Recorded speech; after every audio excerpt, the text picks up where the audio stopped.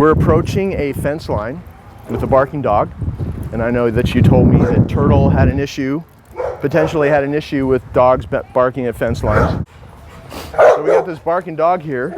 Sit. So you want to, if you're ever going to get this close to a barking dog at a fence line with Turtle, you want to be fully in control. So you start as you approach with the rewards and the sitting and the paying attention to you, or it could be down.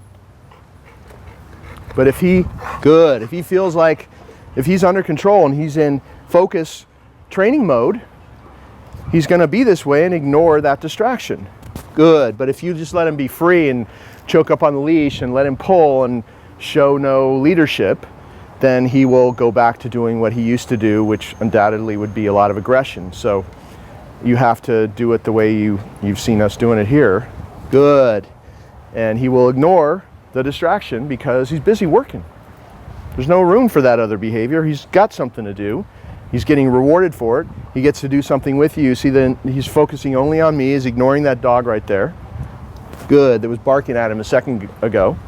And if you happen to do this once you've practiced for a while and you get comfortable with doing these things, you want to quit while you're ahead. So if you are at in a place here where the dog is really overstimulated and barking and you're close by, you got to be careful, good, on how you leave, because he could be perfect. Then when you bring him up and you're trying to walk away, then he could have an episode and would destroy all this good stuff that you've done here, even if you're just here for a couple of minutes like we have been.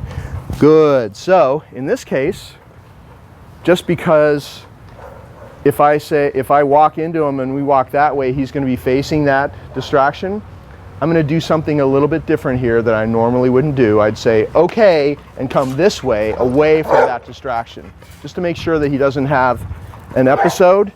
And then sit one last time with his back to the dog that's barking at him. See how the dog got excited when we got up? Just think if I would have turned towards him, Turtle would have been facing him at that moment, and Turtle probably would have had a problem with that. So that's why I did it differently there. Okay, now we get to end that little exercise on a high note. Good, on a success. Okay, bud, let's go.